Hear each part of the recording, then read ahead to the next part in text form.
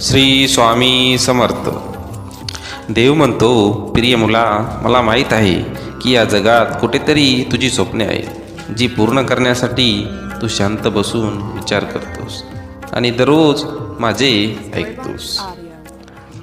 आज मी तुम्हाला ही स्वप्ने पूर्ण करण्यासाठी शक्ती देणार आहे. ती शक्ती तुमच्या आर्थिक, मानसिक आणि शारीरिक कोणत्याही स्वरूपात असू शकते. आज माझे नीट ऐका. जरी तुम्हाला माझे मेसेज आवडत नसेल तरी ते ऐकल्यानंतर तुम्हाला मिळणारी अलौकिक शक्ती तुम्हाला जाणवेल. मग कशाचाही विचार न करता जगाच्या प्रत्येक समस्येकडे दुर्लक्ष करून फक्त हा संदेश मनापासून ऐकत राहा आणि तुमची एक मोठी इच्छा पूर्ण झालीच म्हणून समजा. तुमच्या मनातील सर्व काही स्वामी समर्थ जाणतात. ते पूर्ण केल्याशिवाय राहणार नाहीत. मी देव आहे आणि मी तुझ्यावर प्रेम करतो. मी प्रत्येकाच्या हृदयात स्थित आहे आणि माझ्यापासूनच स्मृती, ज्ञान, विस्मृती होतात. सर्व वेदाद्वारे जाण्यायोग्य मीच आहे आणि निसंदेह मी वेदांताचा संकल्पक आहे आणि वेदांची ज्ञाताही मीच आहे. मी सर्वत्र आहे, मी चराचरात आहे. मी वारा आहे, मी पाऊस आहे. जर जीवात्म्याने आपली भावना एखाद्या जनावरासारखी केलेली असेल तर त्याला जनावराचे शरीर हे मिळणार हे निश्चित आहे. त्यामुळं तू कर्म चांगले ठेव. त्यामुळं तुला पुढे येणारा काळ, पुढे येणारे जन्म तुझे हे चांगले जातील आणि शेवटी तू परमात्म्यामध्ये लीन होशील. मृत्यूच्या वेळी जीवात्मा ज्या भावनेत असतो तीच भावना त्याला पुढील शरीरात घेऊन जाते. त्यामुळं तुम्ही सदैव भगवंताचे नामस्मरण करा. तुमचे हे विचार चांगले ठेवा. जरी तुम्हाला मृत्यूला भिवू नका. मृत्यू हा अटळ आहे, अटळ सत्य आहे. ते कोणालाच ठरलेले नाही. ब्रह्मा, विष्णू काय आहे हे सर्वांमध्ये मीच आहे आणि शेवटी मीच राहणार आहे आणि तुम्ही सुद्धा माझा एक अंश आहे. त्यामुळे मृत्यूला घाबरू नका. तुम्ही सतत चांगले कर्म करत राहा. तुम्ही मृत्यू जरी जवळ आला तरी तुम्ही परमात्म्याला मात्र विसरू नका. त्यामुळे तुमचा येणारा जन्म हा चांगला जाईल. कारण की तुम्ही ज्या वेळी मृत्यूच्या समयी जी तुम्ही इच्छा व्यक्त करता किंवा जे तुम्ही पाहता तेच तुम्हाला पुढील जन्मामध्ये, जर तुमचे कर्म असेल त्याप्रमाणे तर त्याप्रमाणे तुम्हाला मिळणार. जर तुम्ही पुण्य आत्मा असाल तर तुम्हाला त्याप्रमाणे तुमचं जीवन मिळेल. भौतिक संसाररूपी वृक्ष हा आध्यात्मिक संसाररूपी खऱ्या वृक्षाचे फक्त प्रतिबिंब मात्र आहे. या भौतिक संसाररूपी वृक्षात आसक्त असणाऱ्या माणसाला मोक्ष मिळत नाही. परंतु ज्या मनुष्याची आध्यात्मिक संसाररूपी वृक्षाची जाण असते तो आत्मोन्नती करू शकतो. विश्वरूप पाहिल्यावर ज्यावेळेस मी तुम्हाला माझे विश्वरूप दाखवील किंवा तुम्ही परमात्म्यामध्ये विलीन व्हाल किंवा तुमचं पुण्य प्राप्त होईल, तुम्ही तेवढ्या भक्तिमार्गाने मोठे व्हाल, त्यावेळेस तुम्ही तुमच्या देहामध्ये, तुमच्या शरीरामध्ये सर्वत्र माझा वास असेल, माझी शक्ती असेल. ती शक्ती तुम्हाला ह्या भौतिक जगातून परमात्म्यामध्ये विलीन करेन. मी आध्यात्मिक व भौतिक जगांचा स्रोत आहे. सर्व काही माझ्यापासून निघते. जे बुद्धिमान लोक आहेत परिपूर्णरित्या ते जाणतात. ते माझ्या भक्तिमय सेवेत रममाण होतात आणि पूर्ण हार्दिकतेने माझी आराधना करतात. कारण की मी त्यांनाच तेव्हा प्रसन्न होतो आणि त्यांनाच ह्या मनुष्य वेणीतून मुक्त करतो. त्यांच्या सर्व इच्छा मी पूर्ण करतो. त्यामुळे तुम्ही भक्तिमय मार्गात राहा. सतत माझे स्मरण करा. भौतिक देहरूपी रथामध्ये जीव हा स्वार आहे आणि बुद्धी ही त्याची सारथी आहे. मन हे लगाम आहे आणि इंद्रिय हे घोडे आहेत. याप्रमाणे जीव हा मन आणि इंद्रियाच्या सहवासात सुख किंवा दुःख उपभोगतो. त्यामुळं तुम्ही ह्या भौतिक सुखामध्ये आपलं लक्ष लावू नका. तुम्ही भौतिक सुखामध्ये जर लक्ष लावलं तर तुम्हाला परमात्म्याची प्राप्ती होणार नाही. पण कर्म हे तेवढेच महत्त्वाचे आहे. त्यामुळे तुम्हाला तुमचे कर्मही करणे गरजेचे आहे. हे प्रत्येकाच्या मनुष्याच्या वृत्तीवरती अवलंबून आहे. कलियुगामध्ये जे वास्तविक बुद्धिमान लोक आहेत ते पार्षदासहित अवतरित होणाऱ्या भगवंताचे संकीर्तन यज्ञ आणि पूजन करून हे या योनीतून मुक्त होतील, त्यांच्या इच्छा पूर्ण होतील. बाळा, आज मी तुझ्या प्रत्येक इच्छेला मार्ग दाखवणार आहे. तुझ्या प्रत्येक कर्माचे फळ आज मी तुला देणार आहे. तुझ्या प्रत्येक कर्माला आज कसं फळ मिळतं ते तू आज बघ. तू इतके दिवस जे कष्ट केलेस, माझी भक्ती केलीस, नेहमी सत्य आणि चांगल्या मार्गाने वागलास, तुझ्या या कर्माचे फळ आज तुला देण्याची दिवस नक्कीच जवळ आलेला आहे. तू संयम ठेव आणि परमात्माच्या या भक्तिमार्गातनं आपल्याला कधीच दूर करू नको. तुझा हा भक्तिमार्ग आणि सत्यनिष्ठेचा मार्ग नेहमीच इतर लोकांनासुद्धा प्रेरणादायक ठरणार आहे. बाळा, आज मी तुला जे शक्य होईल ती तुझी इच्छा आहे ते नक्कीच पूर्ण करणार आहे. कारण की परमेश्वर हा कधीच आपल्या भक्तांवरती अन्याय करत नाही. नेहमी म्हणतात, भगवान के घर देर है अंधेर नाही. त्याप्रमाणे तुला निश्चितच माहिती आहे तुझ्या कर्माचे फळ मी तुला एक दिवस देणार आहे आणि त्या आशेनेच तू आज भक्ती करत आहेस. तू सत्याने वागत आहेस. तुझा हा सत्यनिष्ठपणा मला नेहमीच आनंददायी करतो. बाळा, आज कित्येक लोक हे दुर्मार्गाने वाईट मार्गाने जात आहेत, पण तू नेहमी चांगला आणि सत्य मार्ग स्वीकारला आहेस. तुझ्या या मार्गामध्ये तुला अनेक वेळा काटे आले, अडचणी आल्या, अनेक समस्या आल्या. त्या समस्येवरती नेहमी तू मार्ग काढत राहिला आहेस. तुला माहिती आहे मी तुझ्या पाठीशी आहे. तुला येणाऱ्या प्रत्येक अडचणी ह्या माझ्या अडचणी आहेत. बाळा, स्वामींच्या अडचणी, स्वामी तुझ्या प्रत्येक अडचणी सोडवण्यासाठी नेहमी तत्पर असतात. तू फक्त तुझी सत्यनिष्ठेचा मार्ग सोडू नको. सत्यानं वाग आणि स्वामी भक्तीमध्ये स्वतःला भक्तिमय स्वरूपामध्ये भिजवून घे. तुला वाईट विचारांना तू चालना देऊ नको. तुझ्या मनामध्ये असंख्य वाईट विचारसुद्धा येत असतील, पण तू जे कंट्रोल करून श्री स्वामी समर्थ यांचे विचार तुझ्या मनामध्ये जोपासले आहेत, हे फक्त आणि फक्त स्वामी समर्थ यांचे भक्तच करू शकतात. कारण की सध्या कलियुग चालू आहे आणि कलीचा आतंक इतका आहे की या युगामध्ये भक्तिमय मार्ग हा एकच मार्ग आहे की तो तुम्हाला कलीच्या कलशापासून वाचवू शकतो, कलीच्या वशापासून तुम्हाला वाचवू शकतो. कारण की इथं फक्त आणि फक्त कलीचं युग जसं जसं संपत येईल तसा तसा कलीचा आतंक वाढणार आहे. पाप कर्म वाढणार आहे आणि शेवटी महाप्रलय होणार आहे. महाप्रलय झाल्यानंतर पुन्हा सुरुवातीपासूनच हे जग निर्मिती होणार आहे. कारण सध्या देव तुला सांगत आहे, माझ्या प्रिय बाळा, मी दुसऱ्यांसारखा दुःख देणारा देव नाही. तू जे शोधत आहेस, तू जे मागत आहेस ते तुला या रात्रीत मिळेल. देव तुझी प्रार्थना ऐकत नाही असे समजू नको. कारण की तुझी प्रत्येक भावना, प्रत्येक इच्छा ही देवांपर्यंत नक्कीच पोहोचत असते. शत्रू तुला हानी पोहोचवण्याचा प्रयत्न करत आहे, पण देव त्याचे रूपांतर तुझ्या भल्यासाठी करत आहे. चिंता सोड आणि ऐक, मनातील इच्छा नक्कीच पूर्ण होईल. तुझ्या इच्छारूपी मार्ग हा नक्कीच स्वामी मोकळा करतील. तुझ्या सर्व वेदना आणि तुझे भूतकाळातील दुःख दूर करायला देव तुझ्यासमोर आले आहेत. तुझं आयुष्य बदलायला 3 मिनिटही पुरेसे आहेत. बघत राहा, देवाची सर्व वचने खरी होतील. तू कितीही चुका केल्यास तरी देव दयेने भरलेला आहे. आता तुला नुकसानाचा सामना करावा लागत आहे, पण बाळा चिंता करू नकोस. तुझ्यासाठी असलेले चमत्कार मार्गावर आहेत. स्वामी तुझे प्रत्येक इच्छा नक्कीच मार्गी लावतील.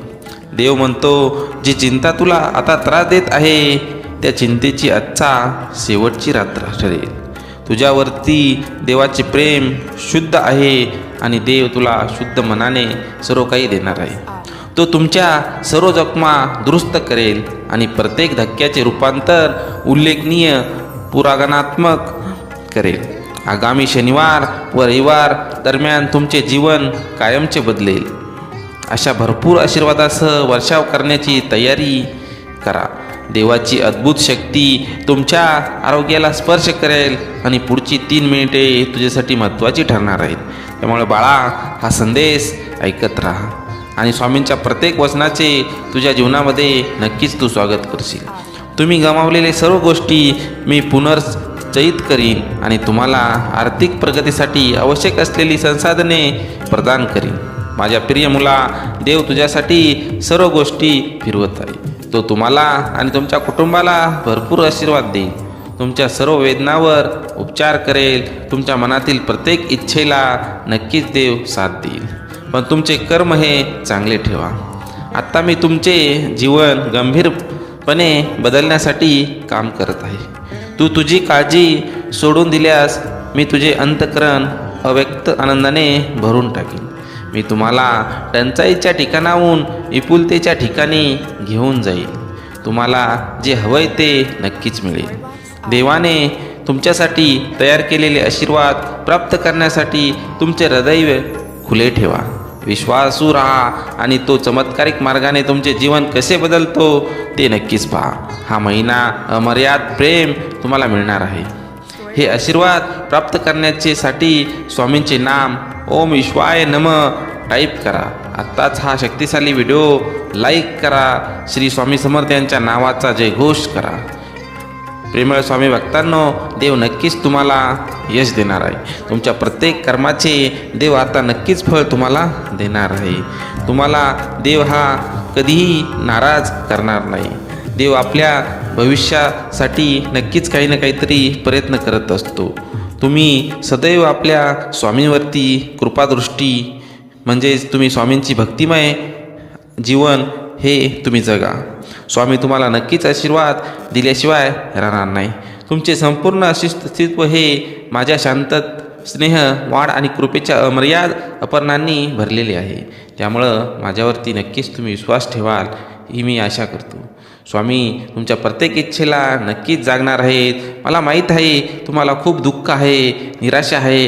हे सर्व मी नक्कीच संपवेन. देव म्हणतो, प्रिय मुला, मला माहीत आहे की या जगात कुठेतरी तुझी स्वप्ने आहेत जी पूर्ण करण्यासाठी तू शांत बसून विचार करतोस आणि दररोज माझे ऐकतोस. आज मी तुम्हाला ही स्वप्ने पूर्ण करण्यासाठी शक्ती देणार आहे. ती शक्ती तुमच्या आर्थिक, मानसिक आणि शारीरिक कोणत्याही स्वरूपात असू शकते. आज माझे नीट ऐका.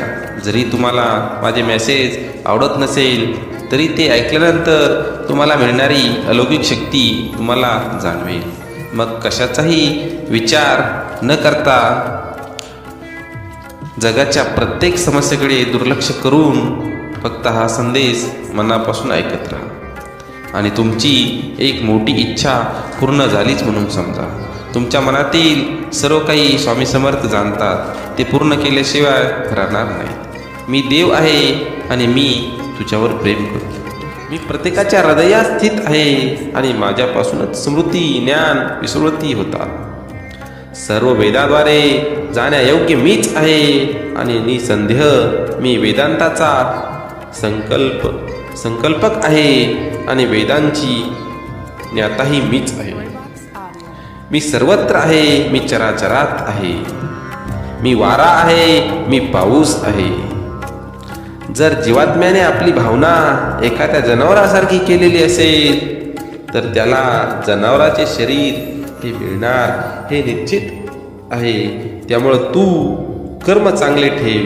त्यामुळं तुला पुढे येणारा काळ, पुढे येणारे जन्म तुझे हे चांगले जातील आणि शेवटी तू परमात्म्यामध्ये लीन होशील. मृत्यूच्या वेळी जीवात्मा ज्या भावनेत असतो तीच भावना त्याला पुढील शरीरात घेऊन जाते.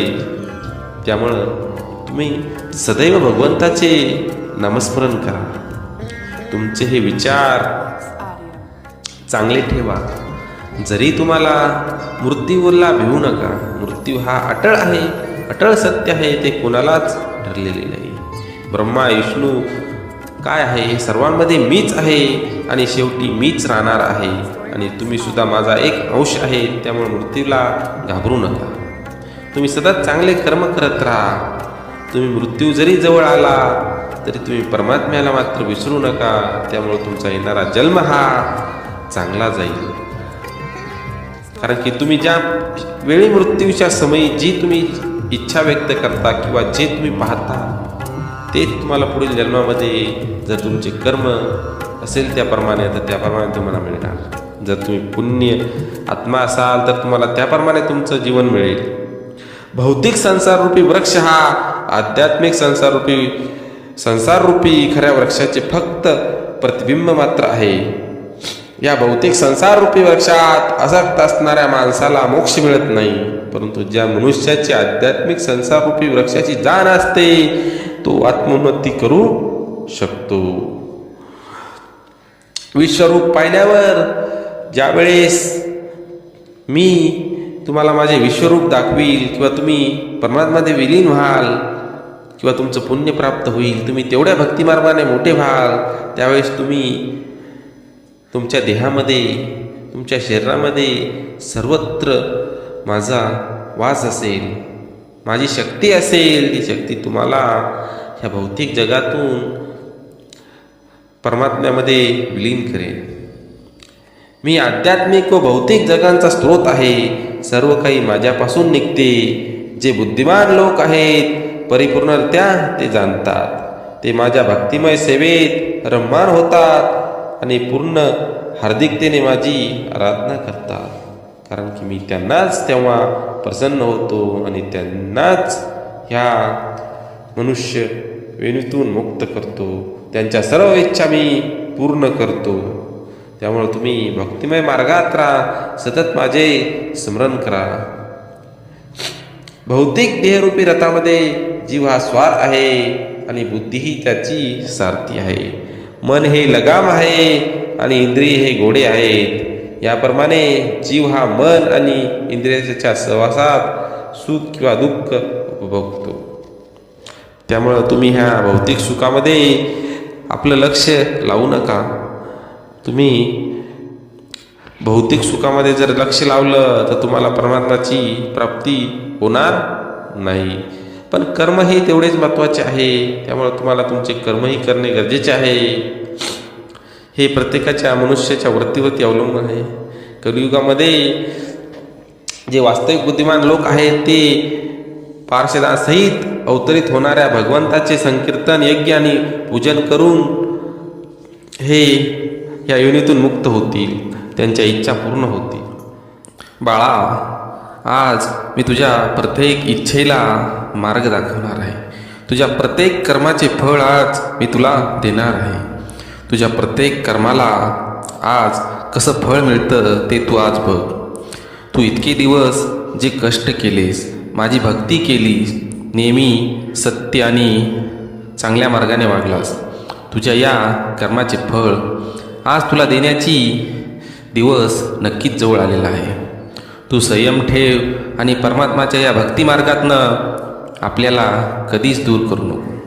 तुझा हा भक्तिमार्ग आणि सत्यनिष्ठेचा मार्ग नेहमीच इतर लोकांना सुद्धा प्रेरणादायक ठरणार आहे. बाळा, आज मी तुला जे शक्य होईल ती तुझी इच्छा आहे ते नक्कीच पूर्ण करणार आहे. कारण की परमेश्वर हा कधीच आपल्या भक्तांवरती अन्याय करत नाही. नेहमी म्हणतात भगवान के घर देर है अंधेर नाही. त्याप्रमाणे तुला निश्चितच माहिती आहे तुझ्या कर्माचे फळ मी तुला एक दिवस देणार आहे आणि त्या आशेनेच तू आज भक्ती करत आहेस. तू सत्याने वागत आहेस. तुझा हा सत्यनिष्ठपणा मला नेहमीच आनंददायी करतो. बाळा, आज कित्येक लोक हे दुर्मार्गाने, वाईट मार्गाने जात आहेत, पण तू नेहमी चांगला आणि सत्य मार्ग स्वीकारला आहेस. तुझ्या या मार्गामध्ये तुला अनेक वेळा काटे आले, अडचणी आल्या, अनेक समस्या आल्या. त्या समस्येवरती नेहमी तू मार्ग काढत राहिला आहेस.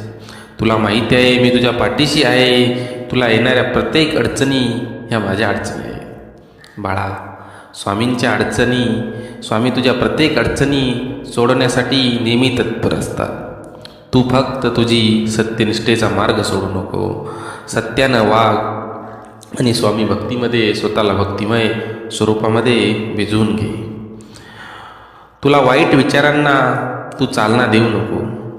तुझ्या मनामध्ये असंख्य वाईट विचारसुद्धा येत असतील, पण तू जे कंट्रोल करून श्री स्वामी समर्थ यांचे विचार तुझ्या मनामध्ये जोपासले आहे, हे फक्त आणि फक्त स्वामी समर्थ यांचे भक्तच करू शकतात.